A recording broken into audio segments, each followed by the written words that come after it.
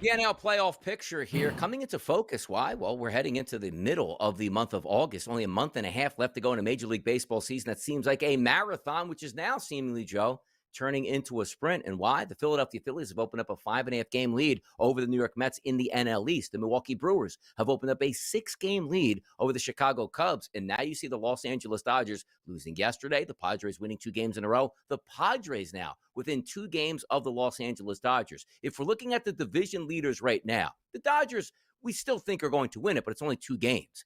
Can you call the series already, or should I say the season already, for the Phillies and the Brewers, as they are going to win those divisions because of the leads they have in mid-August?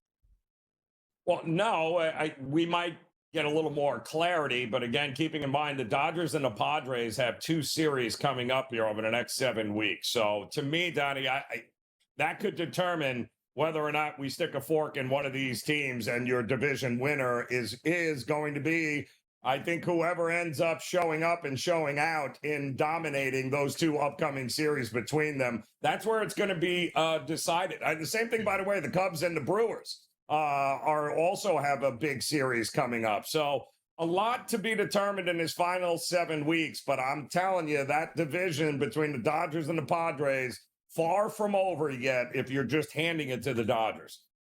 Going to be a lot of fun to watch too, and rightfully so. Like we were thinking that maybe 4 teams would be battling once we got to the mid-month of August into September. But of course, the San Francisco Giants has a little bit to be desired there. There's a lot to be desired of the Arizona Diamondbacks at this point. But we thought both of those teams probably factoring into at least a wild card race, which we'll get to right now. If the season ended today, Joe, in the National League, the Chicago Cubs, 67 wins and 50 losses. They hold a 4.5 game lead in the wild card standings. The Padres, if the season ended today, Joe, would be in the playoffs, 66 and 52, a 3 game lead in the wild card race. Then followed up by the New York Mets. Here's the issue now. We probably thought like we knew who the 6 teams would be in Major League Baseball's National League to make the playoffs. But now the Reds only sit a game and a half back of the New York Mets. The St. Louis Cardinals, 3.5 games back of the Mets, and 4 games back is the San Francisco Giants. Once was one thought to be like ironclad, these teams are getting in, and we still have 6 weeks left to go in the season. But the New York Mets, man, the pressure is really going to start to ramp up soon. Yeah, it is. But the good news is they've got, well, the Reds chasing them. And anybody who watched that series this past weekend against Pittsburgh, I mean, every time they tried to pull away, the bullpen managed to figure out a way to get the worst hitting team in baseball, the Pittsburgh Pirates, an opportunity to get right back into it. So, listen, we all thought the Reds would be maybe a team that could surprise everyone. It's not like they don't have a shortage of talent, but when you score 2 runs or less in 40 games so far this season, yeah, in one of the most ridiculous hitter-friendly ballparks in all of Major Yes. League Baseball, we have a problem. Mix in a bad bullpen, and again, I think they have breathing room, the Mets, when it comes to them versus the Reds, but they got to play better baseball. That's the bottom line. It's not a lack of talent. They just got to start playing smarter baseball. Yeah, for me, like just lining up that division and saying, all right, well, the Reds, they'll probably get left out at this point. Maybe not enough excitement there from the bats. And as you pointed out, you're playing in one of the best hitters ballpark in Major League Baseball. Hitting should not be the issue. And always in the past, hitting wasn't the issue for the Reds. It was getting enough Yeah. starters in there to sort of hold down the fort. But now if we do take a look at the National League winner, which would be the pennant, the Dodgers still have a comforting lead here in the odds market at plus 150. The Phillies, though, closing that down at a plus 350 price. The Brewers 5-1, the Padres 8-1, the Cubs plus 850. And then there sits the New York Mets at a plus 950. And the thing that's fun about that is we just talked about the Mets are a game and a half up in the wild card race from the Cincinnati Reds. But the Cincinnati Reds are 60, not 16-1, Joe, 60-1 to win the pennant here. But I do find myself looking at the New York Mets saying, there's too much talent on that team, and we know how things work out, even with the Philadelphia Phillies in the playoffs last year. Hey, we're a good baseball team. Mets get hot at the end of the year. Mets knock the Phillies out of the playoffs. We've seen that happen before. Instead of taking the favorites like the Dodgers at a plus 150 price, the Mets will rebound. The Mets will play lower competition. The Mets will win 4 to 5 games in a row and close it. Are they worth a plus 950 price for you right now, Joe? Yeah, well, and you're right, Donnie, because looking at what they have the rest of this month, they got the Braves twice, the Nationals, the Marlins. Outside of the Mariners and the Phillies, every other series there is very winnable. A lot of winnable games on this schedule the rest of the month for the Mets today. No doubt about that. And also, like, it'll be fun to watch. In Major League Baseball, the cream usually rises to the top in the summer months because it's 6 months here that you have to go into Major League Baseball season. But all you got to do is sprint to that finish line, be the hot team. You can make your way to a World Series. The Diamondbacks did it. Why can't the New York Mets? More talk, top of the hour next. Major League Baseball's American League. It's a Monday here on the Early Line on the SportsGrid Network, and we were getting the people ready for this week, but also taking a look back at what happened this past weekend, because a lot of stuff happened here. Take the knowledge, Joe, from the weekend and play it forward to this week and put more money in your pocket. It was a fun weekend in Major League Baseball, a nice card setting up here on a Monday. And by the way, too, if you guys were paying attention on Friday's show, we like to go buys, which will happen at the end of this hour to give out best bets, Joe. Friday's payday, we like to say. How about 2-0 on our buys this past Friday? How about that? Yeah, went back to the well again, right? If it ain't broke, don't fix it. We went with the Milwaukee Brewers, and, well, we know they haven't lost in about a month. Exactly. But your prop was pretty impressive, though. A couple of guys looking for a hit on the Athletics, and voila, we end up sweeping the board on Friday. Every which way possible is how we like to get it done. But at this time in the show, we like to reach out to the people, Joe Ranieri, and tell them, or just say, ask them their opinions on some certain things that we need to know. So here is our public poll here. Fade it.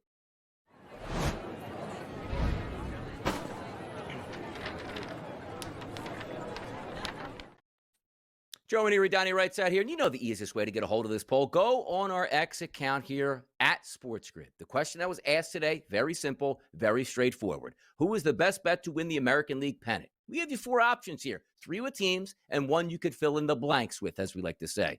Team number 1, the Detroit Tigers at a plus 390 price. Team number 2, the Seattle Mariners at a plus 410 price. Team number 3, the Toronto Blue Jays at a plus 430 price. So essentially teams at the top of the standings in the American League. The other is a reply, which we're getting a lot of Houston Astros action. But how it breaks down right now, for me, Joe, I voted for the Mariners. They currently sit in first place with the people as well at 33.3%. Second place, slightly ahead of the Mariners, slightly ahead of the other replies, is the Blue Jays at about 26%. Other replies at 24%, and then the Tigers, who nobody respects, at 16.7%. The disrespecting of the Tigers right now, even though they have the best price to win the pennant here. How about that? Which is crazy because they may not get past the Guardians in that division to win it. So I am fading the public here, Donnie, because I think the winner of the American League is coming out of that other category here. It is far too close in across the board here. Even the teams battling for the 3 wild card spots with 7 weeks to go. There is a lot of firepower in that other category that can put it together and make a run, including the Rangers, including the Guardians, including the Yankees, including the Reds. I mean, you just go right down that list. I don't trust either of those top 4 teams to maintain over the next 7 weeks that they're going to be one of the favorites to win it in the American League. I think the other category's got a better shot. Yeah, how about this, too? If we look at the American League teams, right, that are leading the divisions, and we're going to go like in order, like the Blue Jays, the Tigers, and the Astros. If you had to just pick one of those 3 teams that you figure can advance the farthest here and maybe win an American League pennant, of those division leaders, who would be on your card today?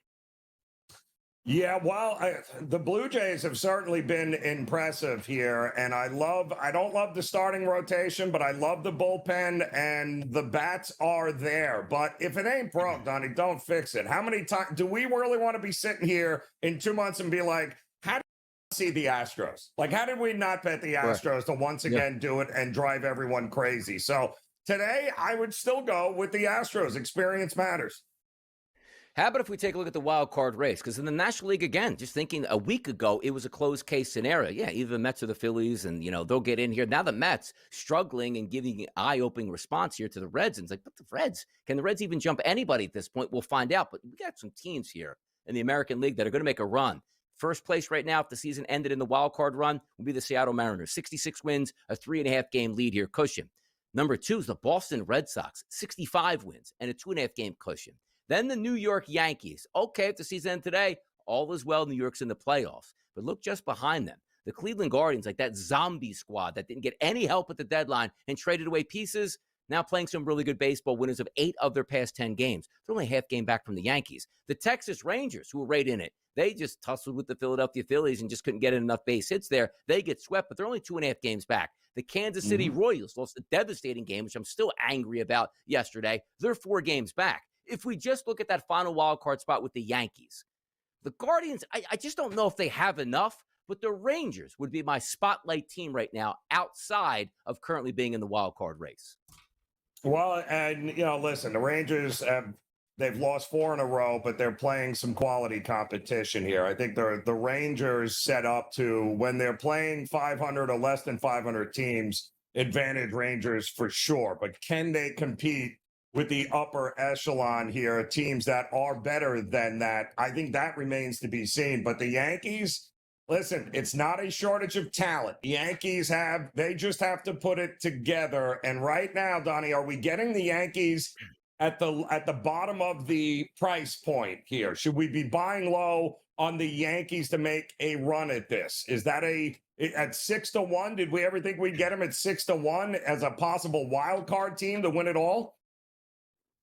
It's pretty crazy, right? No, like you trying to extrapolate what you were getting at the beginning of the season to what you're getting now. And also, hey, Aaron Judge, you want to wake up and start hitting some home runs here, try to help out that lineup? It could happen. And the one thing we do know is this is a game of streaks. Like, why are the Mariners only a half game out of first place and in the lead now in the wild card race? Well, winners of 7 straight games, 9 of their last 10 games. The Boston Red Sox, yes, they've lost 2 in a row, but they still won 7 out of their past 10. The New York Yankees, winners of 3 games over their past 10. That's not going to work out. And then the Guardians, who did lose yesterday, but winners of 8 of their past 10 games. Ebbs and flows of Major League Baseball. Buying low is the key. Like, nobody wanted to buy, let's just say Shohei Ohtani today to minus 20,000 price to win MVP. Same way as nobody wanted to buy minus 20,000 when Aaron Judge was that high. But just a week and a half, 2 weeks ago, Aaron Judge was sitting there, Joe, what? A plus money number against Cal Raleigh. That's buying low at that point, and now he's back to being the favorite. So I agree with you. Like, both New York teams, right? If we can look at the National League and the American League, you say if you were buying in on the Yankees and the Mets right now,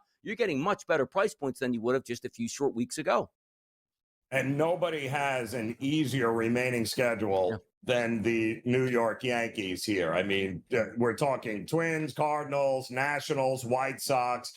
The series, August 21st through the 24th at home against the Red Sox, Donnie, could be what determines between those two teams what happens from there. So the schedule lines up great for the Yankees, but they're going to have to get through the Red Sox in a 4-game series there in the middle of August. We'll find out.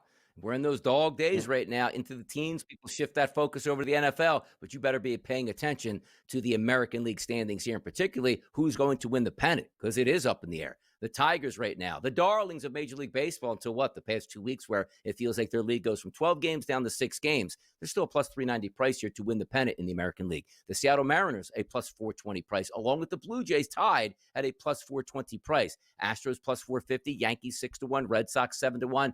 The Astros are one of those teams that you just can't kill. They're supposed to be dead last year. They came back from the dead. They're supposed to be dead this year. They came back from the dead. They have so many injuries on that baseball team, and yet they are still in first place just ahead of the Seattle Mariners. What do we take a look at that Astros lineup here at a plus 450 price? Do they have enough staying power to get back in business here and maybe win the American League?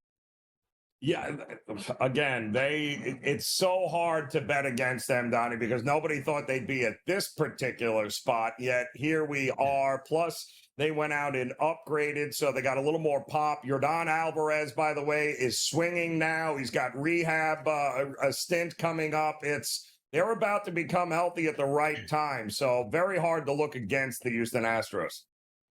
Good starting pitching as well. Like Javier back into that lineup now as a starting pitcher. I like what I see here. I just need to see that complete package. Like, can we get the boys back in business by early September to get that true look at what the Astros can be? Because one thing I do know is when they get to the playoffs, they certainly win baseball games. They're not the darlings of Major League Baseball for other reasons, like asterisks there on winning World Series and banging trash cans. But the one thing you can't deny is once they get to the postseason, cheating or not, they're in it to win it, no doubt about it. Let's get back on track and handicaps for Major League Baseball coming up next. Come on down, people. Let's watch a little Major League Baseball action and handicap it along the way. Here you got games that start today. No afternoon action, Joe. First game's going to start at 6:10. You got a nice little nightcapper out there in Sacramento at 10:05. So a nice night of baseball, which I don't think we have any NFL preseason action. So we'll focus on the majors here. And by the way, focal point, big series in Houston today. Boston and Houston opens it up. Garrett Crochet, the lefty, is going to be on the mound for the Boston Red Sox. Christian Javier back to the mound here for the Houston Astros,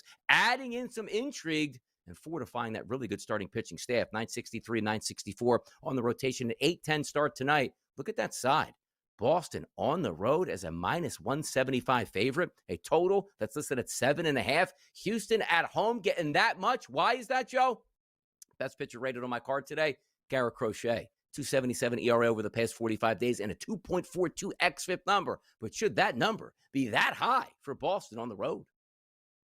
Yeah, that's the problem is, I mean, yes, it's great to have Christian Javier back if I am the Astros. But the problem is he's making his season debut. He hasn't pitched in 14 months. He's coming off of Tommy John surgery. Okay, not sure exactly how much we're going to get of him, which means we're going to need that bullpen of Houston to get involved here. But the good news is because the Yankees are horrific, they didn't have to use any of those high leverage guys. So I think Hader only pitched in one game there in that series against the Yankees. So they're going to be in pretty good shape there. I think anytime you can give me in what I think is going to be a low scoring game, you want to give me a run and a half, Donnie? You want me to give me the home team here in Houston and spot them a run and a half? I'll do it. I'll take it all day long. I think Houston is very competitive in this game.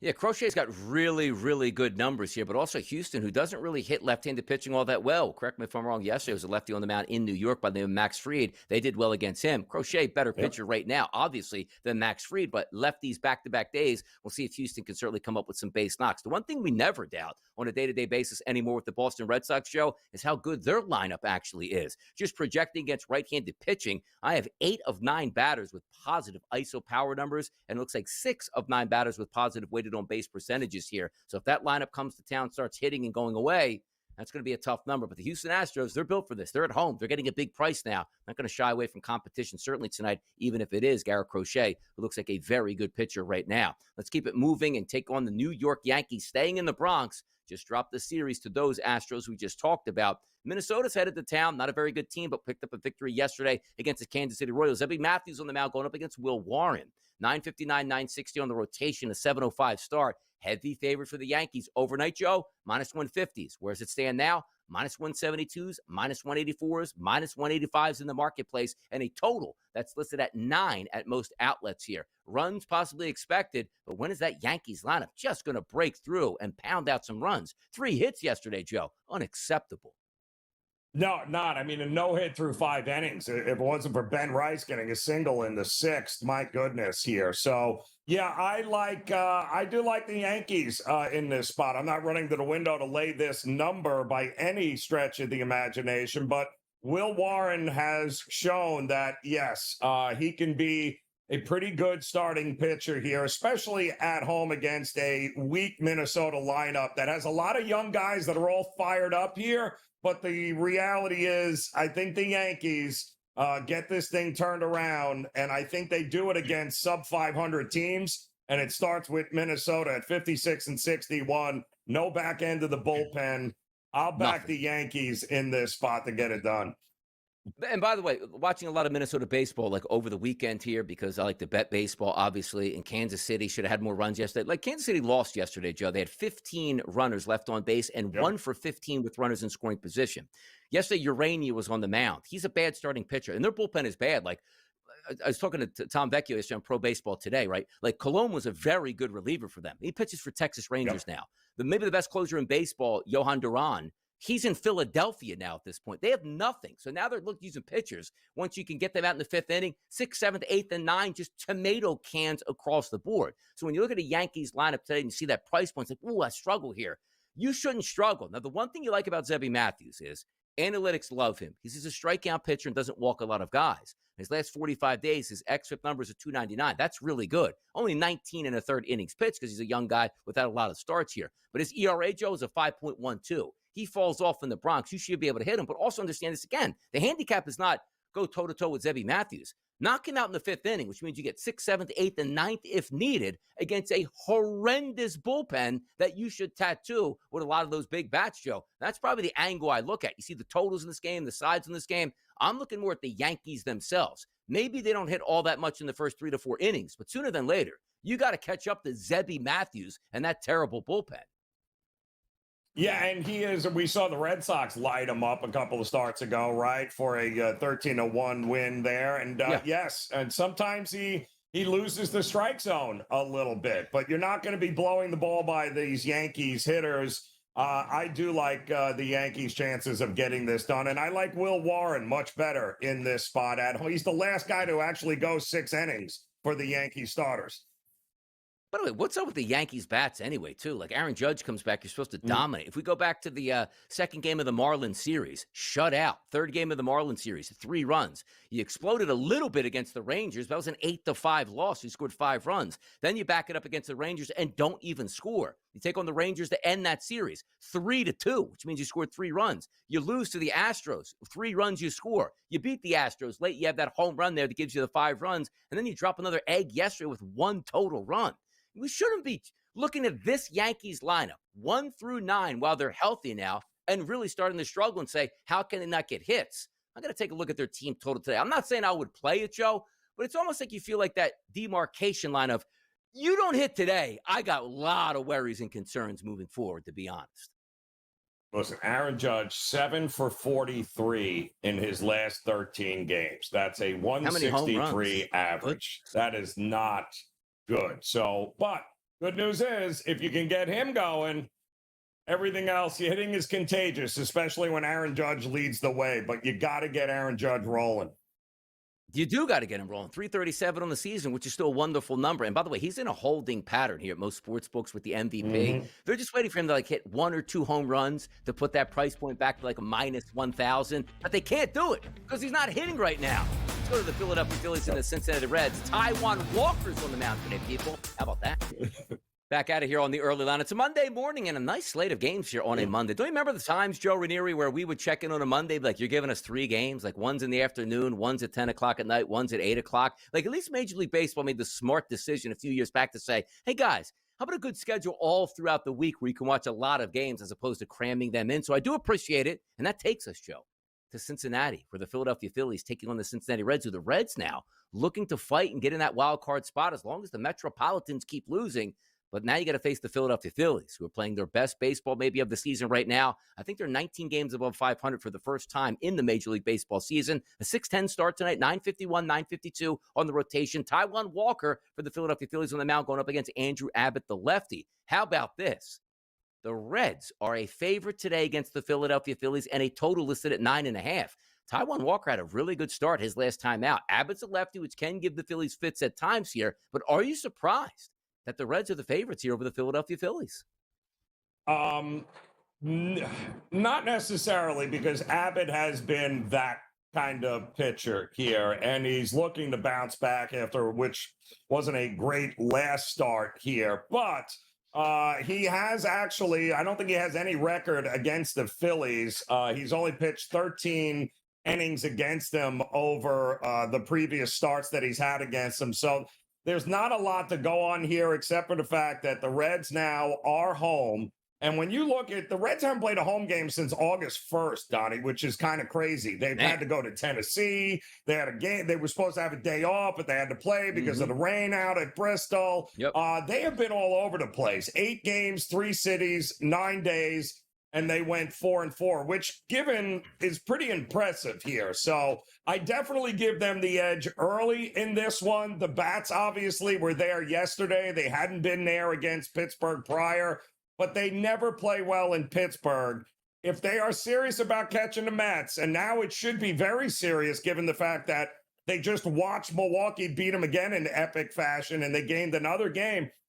And then when your ace is on the mound, you got to win this game. So I agree with them being the favorite. And I'd also agree where I'm looking to back them early with Abbott against Walker here in the first 5. You know what's interesting about it, too? Because Taijuan Walker, the odd man out of the rotation, paid him good money, but he actually has been serviceable, Joe. His last 3 starts at the Yankees, 5 2/3, 3 earned runs. Then he went to the Chicago White Sox, 5 innings and 2 earned runs. His last start against Baltimore at home was 6 innings pitched and no earned runs. Now, let me ask you this question, too, because that 9.5 is high. It's a hitter's ballpark. We understand that. When the Phillies get going, they can hit. Same thing with the Cincinnati Reds. They just haven't really gotten going. 10 runs to beat here, but do you have a different challenge? Because sometimes in the past, the Phillies like that perfect storm where, they can bring the bats, but they can't even shut it down in the 7th, 8th, or 9th inning because their bullpen is average at best. Now you throw a couple more key components back there, including a great closer. Does that change your outcome? Like handicappers that would look at the Phillies and say, Taijuan Walker and Andrew Abbott, I'm probably just going to go first 5 innings total in that game. Because if you end up at 2-1 after 5 innings, you're not getting 10 runs tonight. You know what I mean? Well, both bullpens have, got some work over the weekend, especially yesterday. Cincinnati's bullpen got a ton of work in that spot there. And again, we mentioned 8 games, 9 days, 3 different cities. It's been a haul here for this Reds team, and it wouldn't shock me if some guys starting to wear down here a little bit. But there's no doubt, Donnie, that your hope is fewer runs early, keep it close. Because I think when both bullpens get involved, good luck trying to figure out who to go with at that point. Hey, by the way, next game we're going to talk about, too, is keep it in the National League. San Diego and San Francisco here. 2 teams still vying for those wild card spots right now. San Francisco can catch them life and knock down a team ahead of them. That'll certainly help out. Yu Darvish going up against Logan Webb, 957, 958 on the rotation, 945 tonight. Favorite here for San Francisco at a -136 price live and a total that's listed between 7 and 7.5. Here's my question. Usually I look at Logan Webb and say, I'm not going up against that guy, Joe. But analytics still loves him. But his last 45 days and 40 innings pitched, Joe, a 5.18 ERA. What's up with Logan Webb? Yeah, well, he's slowing down here a little bit. And he used to be an automatic at home. Yes. Right? I mean, Correct. This was a guy that was like, no, I'm not going to go against him. But even at home, he has now struggled a little bit here when it's all said and done. Division rivals, they know him. He knows them. Feels like an under game to me, Donnie, any which way I cut it. Not expecting a ton of runs in this one. Yeah, too, like Yu Darvish. And again, this is such a big game in that division because if you're trying to track down the Los Angeles Dodgers, if you're San Diego, you got to win this game. But just coming back from the dead, like San Francisco has talent. They have decent starting pitching, a decent bullpen, a nice-looking lineup that just isn't hitting right now. If they can get some of those things worked out, maybe they can get a wild card spot. More Major League Baseball handicapping on deck on the early line. You watch the early line a lot of times because you love yourself some Major League Baseball. You want those handicaps. You want to stew on that information throughout the day. And by the way, it's Donnie Right Side. It's Joe O'Neill right here on the early line, as we do every Monday through Friday, 8 a.m. to 10 a.m. on the SportsGrid Network. Do you remember this comment, Joe? This week in baseball. Did you ever watch that show? Little twib notes out there in the streets? Yes, remember it well. And we've got a few of those notes ourselves here, I think, today. Yes, we. By the way, we date ourselves a lot of times. Like you have ESPN Sports Center kids out here. Lucky you. You have viral things you can watch. Like we used to watch like This Week in Baseball. Like, oh man, did you see that home run? Because we didn't see any home runs. We got like one game, local broadcast, eat it, and be back in it. So the times back in the 80s certainly changing from times now, as you see in 2025. But I tell you what's not changing right now. The Milwaukee Brewers. They just continue to win. They're going to take on the Pittsburgh Pirates today. It's Heaney versus Quintana, the battle of the lefties here. 953, 954 on the rotation, a -200 favorite at most books or higher for the Milwaukee Brewers. So my question to you, Joe, not so much a handicap. Do you just keep riding this streak out no matter what the score is in the game or the price point before the game starts? It's a Brewers world. We're all just living in it right now.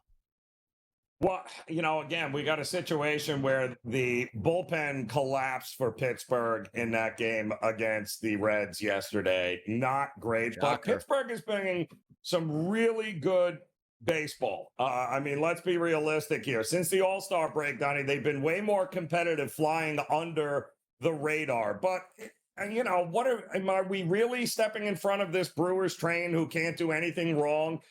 They handled the Mets, and now they got to take on a Pittsburgh team that is still awful, but they're playing better here. And I don't know that Quintana's the guy that we can expect to go out there and just shut the Pittsburgh Pirates down. So I'd be willing to take a shot. I'd be willing to take the 1.5 with Pittsburgh here, thinking if the bats can keep going, I think they can keep this one close and give Milwaukee a run for their money. Yeah, two questionable pitchers to say the least. But the one thing is, we take a look at on a day-to-day basis. Not so much the Milwaukee lineup anymore. They'll do their damage. Pittsburgh's lineup so hit or miss at times. That is a heavy favorite in an 8.5. But Falter, or excuse me, I should say Andrew Heaney, bad pitcher. 28 and 2/3 innings pitched over the past 45 days. Joe, 5.65 ERA.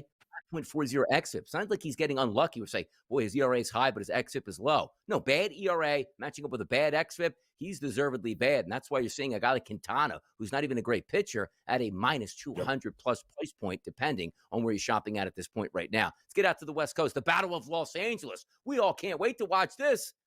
Maybe we can. 9:38 p.m. tonight, 971, 972 on the rotation. Dodgers with Yamamoto. Angels with Soriano. Favorite here for the Dodgers, minus 175, minus 180s in the marketplace. And a total listed at 8.5 here. Dodgers taking on the Angels. Crosstown rivalry. Any thoughts on this heavy favorite for the Dodgers? Well, Angels have always, seemed to have given the Dodgers a little bit of a run for their money over the years here. But Yamamoto and Soriano, I mean, Soriano is the best pitcher on the Angels. He's better at home than he has been out on the road. And we know how good Yamamoto could be. I mean, I saw 8.5 as a total, Donnie, and I would almost be willing to say, you know what? We probably get fewer runs in this game than more runs. I'd probably be looking to back the under in this one. Yeah, look at Soriano on the, his last 45 days here. Seventh on the card today at 20 total pitchers, 5.32 ERA, but an xFIP number of 3.52. Like we just told you about Andrew Heaney. Bad ERA, bad xFIP lines up here. This doesn't line up. Looks like he's getting just a little bit unlucky over the past several weeks of pitching. And then you take a look at Yamamoto. 6 starts in the past 45 days, Joe. 32 and a third innings pitched, 2.33 ERA. 271 xFIP number. Not exactly a hitter's ballpark there either in LA, more of a pitcher's ballpark in Anaheim. We'll see how that one plays out tonight. Arizona, they can bring the bats at times here. Texas desperately needs a victory after getting swept by the Philadelphia Phillies. 969, 970 on the rotation, an 805 start. Favorite for Texas overnight, minus 168. So you'll see a graphic pop up at minus 172. Those numbers live here on the show are starting to backtrack, Joe. Minus 160s, minus 162s out there in the landscape right now. And a total that's listed at 7.5. Eovaldi comes into this one, 41 and 2/3 innings pitched over his past 45 days, which included 7 starts, 1.08 ERA. He's got to be their stopper today, Joe. Yeah, he needs to be. And I think you can get him at a pretty good price, especially if you're willing to lay just one run with the home team and the Rangers here at a pretty decent price because, listen, both pitchers have been pretty good. Rin Nelson has also been really good here for Arizona over the last month and a half. He's had some trouble on the road compared to at home. But let's not forget, this is a Rangers ballpark and a Rangers team that has been absolute money to the under.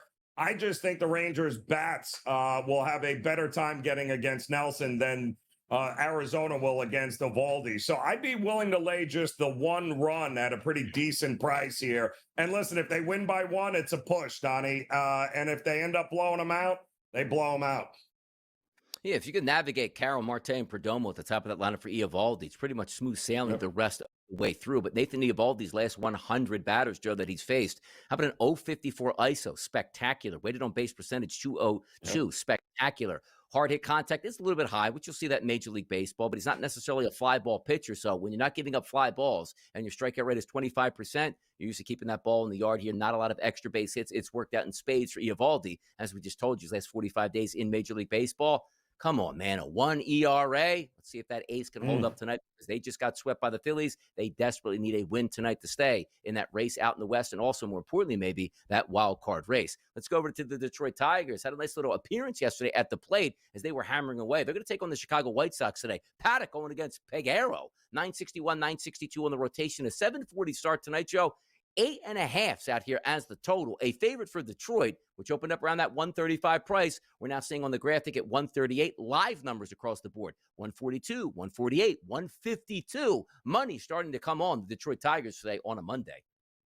Yeah, and listen, it makes sense, but you know what makes more sense is taking the over 8.5 here because I don't trust Paddock as far as I can throw him. It's not like the White Sox haven't shown their ability to be able to, especially at home, score some runs. And I think they'll do just that here against Paddock. And you got an opener for the White Sox. It looks like this kid has been called up from AAA. So, yeah, there could be a lot of runs in this game. 8.5, I think. Grab it because it's likely going to go to 9 before first pitch. Yeah, let me see what we got here because I just saw that with you here. So it's coming in. What's it? Alexander coming in behind him at this point. Let's see here. Alexander. Let's see if we have any numbers here. Tyler. Yeah, I mean the guy's been around for a while. Not really a great pitcher. His game log, Joe. Last appearance on August the 6th, which was his last time out there. Didn't get the start, but 4 1/3 innings pitched. No earned runs here. The start before that, or his appearance before that, you'll like this one, Joe. Doesn't record an out, pops into the game, faces 3 batters, gives up 3 runs there. How do you like that? That's a great play. Hey, kid, come in here and get this guy out. Can't do it. 3 runs. I'm out of the game already. You're right about it. Maybe there are runs because also keep in mind on this, the Chicago White Sox might not be a good baseball team, but I'm telling you, that lineup can provide fruitful appearances at the plate to give you 3, 4, maybe 5 runs, something to check in. Because usually it's like, hey, dead team in the water. Same thing with the Colorado Rockies. That team can put up runs. They'll give up a ton, but they'll put up runs. So maybe you're writing on to something here. The 8.5, don't like that game. It's the Chicago White Sox. White Sox hit today. You got some action.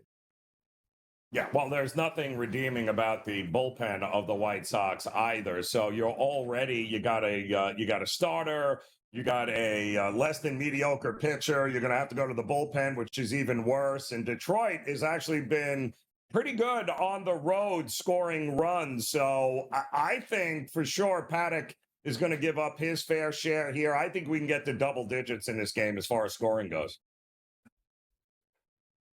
Yeah, I mean, just getting that back here at this point right now, looking at it, because for my money, and again, looking at the Chicago White Sox, Joe, you look at the last appearance yesterday, they get a win, 6 runs. They only get 1 run against the Guardians on Saturday, but after that, Joe, 5 runs, 3 runs, 6 runs, 3 runs, 5 runs. So it's not as if they're dead in the water at the plate at this point. Can provide some fireworks here. Tom Vecchio's coming up next. What fireworks has Tom V got? Stay tuned to find out right here on the early lines. Let's get back to the Major League Baseball card today, Tom. As I take a look, the Red Sox and the Astros is a big-time series that's going to take place. Could go a long way in winning divisions and also the wild card race. What do you have a look in this game with?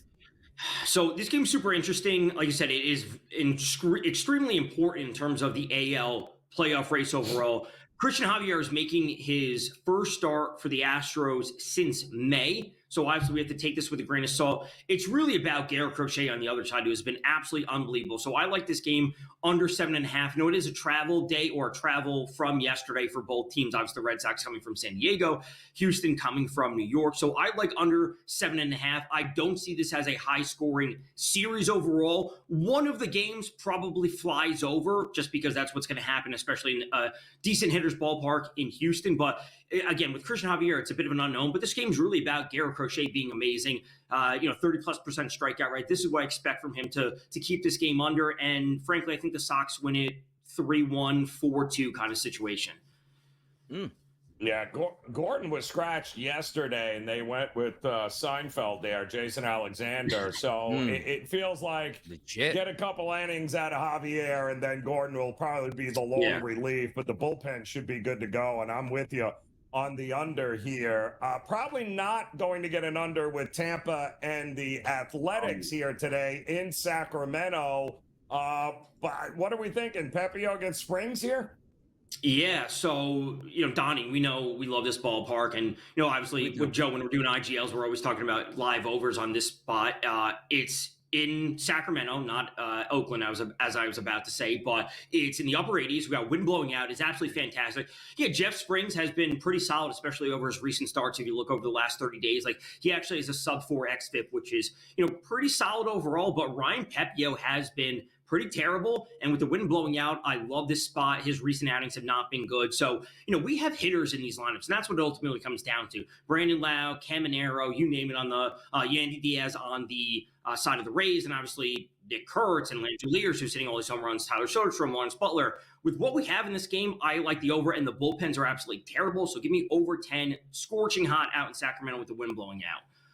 Does make some sense too. And you always get that comforting approach. Like if you're trying to fade like the Minnesota Twins, they have no back end of the bullpen, so you love that. It used to be like, I need one more run against the A's, and then Mason Miller appears, like, just turn the TV off. I'm not even going to get a base runner. With those guys not being there, it just adds extra intrigue where it's like, all right, even if the game time was 4-3 in the ninth, like, yes, we can get a 4-4 game and push this into extras and see if we can pick up some victories here. Good Major League Baseball card tonight. Starts with the Philadelphia Phillies at 6:10 p.m. going up against the Reds, where, again, the Phillies are an underdog after a sweep of the Texas Rangers. Something certainly to keep an eye on. But that's Tom Vecchio on a Monday morning, bright and early with the boys on the early line. Tom, thanks for your appearance today. And by the way, where can we catch you today quickly? Where can we catch you on the network? Later today. There you go. Tom Vecchio all over the place here at the SportsGrid Network. Love to see it. Thanks, Tom. Topics, and more topics. That's what we like to bring to the people out here. And sometimes we take a look at sports leagues. I always like to be, Joe, as you know, the commissioner. I want to be the commissioner of all sports because I think I can make it better for the common man and the viewing public here.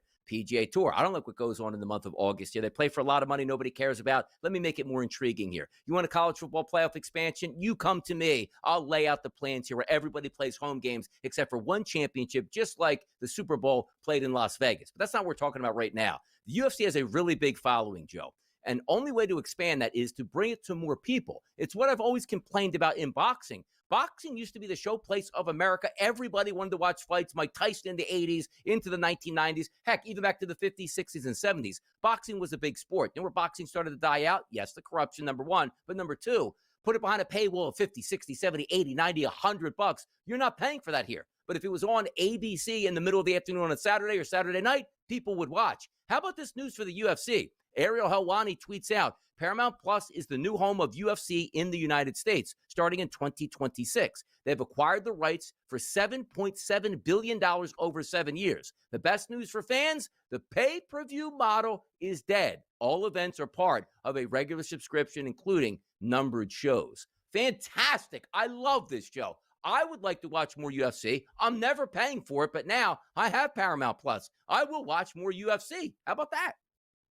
It's kind of crazy when you think about it here, because we've never seen this before, certainly with the UFC, who, let's not forget, not only did you have to have a subscription to ESPN Plus, but then you had to pay, $70, $80, $90 for any of those premium UFC fights. So, by the way, that's going to continue through the end of the year. This won't kick in until 2026, but you're going to have 13 big events, and then you're going to have 30 fight nights, which is less than what they've been running lately or been running during the deal with ESPN. So it's a win-win. It's going to be very interesting to see how many people run to go get, subscriptions to Paramount Plus here. But you know what's interesting? I'm so glad you brought that up with ESPN Plus, because I've always had ESPN Plus, like to go back and watch like the smaller, college basketball games, the smaller, NCAA football games on Saturdays. But you're right. I remember the first time when UFC was coming to that, and I was like, oh, I have ESPN Plus. This is great. And I remember going to try to watch a UFC fight, and they still were charging a pay-per-view rate. It was like, all right, $7.99 a month for ESPN Plus. Okay, if you buy the pay-per-view, we'll give you like $7 off. I was like, you have got to be kidding me, Joe. That was ridiculous, man. Absolutely ridiculous. But you know what? Friday night sweep on Buy Best Bets. How about some buy right now, people? Come on.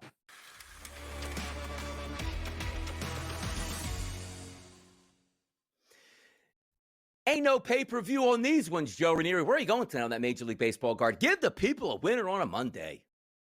I am telling you, I'm going to go with a dog here tonight to kick off the week, and I'm going to go with the Washington Nationals, who will be taking on the Kansas City Royals here. The Nats are throwing out a pretty darn impressive rookie in Cade Cavalli, who I thought he was fantastic. I thought he was really, really good. Missed a ton of bats in that opening effort of his. His fastball reaches close to triple digits here. I love it. And the fact that it going up against a Brady Falter here of Kansas City, and the Nats, believe it or not, have turned it around. I thought they were pretty impressive against the Giants on the weekend. They won 2 out of 3 in that spot there. Yeah, I think they got a pretty good opportunity, especially after the bullpen got annihilated for Kansas City. No Estevez, no Urseg, no Zerpa. They all had to work consecutive days over the weekend against the Twins. I think the Nats have some value as a underdog in this spot against Kansas City. By the way, let Mackenzie Gore go again today. It was sensational yesterday. Just keep the good vibes going. Send him out there instead of even throwing Cavalli or bring him in for a couple innings here. For me, I'm going to go with a total to the over, Joe. Colorado and St. Louis. The one thing we know about Colorado, every game they play, and they might get killed, they might win a baseball game, but there will be runs. And also, when's the last time you called Miles Michaelis a shutdown pitcher? 8.5 are still in the marketplace right now as we sit early in the morning. I'm taking the over for Colorado and St. Louis. I don't love St. Louis's bats, but I hate the bullpen for Colorado, and Molina is on the mound. Stop the madness. We got to have at least a 5-4 game in this one to get me over that 8.5, Joe. How do you feel about that? Are we sweeping the card tonight? Is that what the vibes are? That's a lot of plus money on the card here tonight for us, which means we'll start the week off on a profitable foot here, Donnie. Absolutely. Just take a look at the Major League Baseball card tonight, just scanning the surface like, oh, where are those New York Metropolitans at? Well, hey, they can't lose tonight because apparently they're not playing on the card. But that's how we get down on a Monday morning edition here of the Early Line. The best news, as I like to say, we'll be back bright and early tomorrow. For Donnie Rightside and Joe Ranieri, thanks for tuning in to the Sports Grid Network. Stay tuned for more action right here on the grid.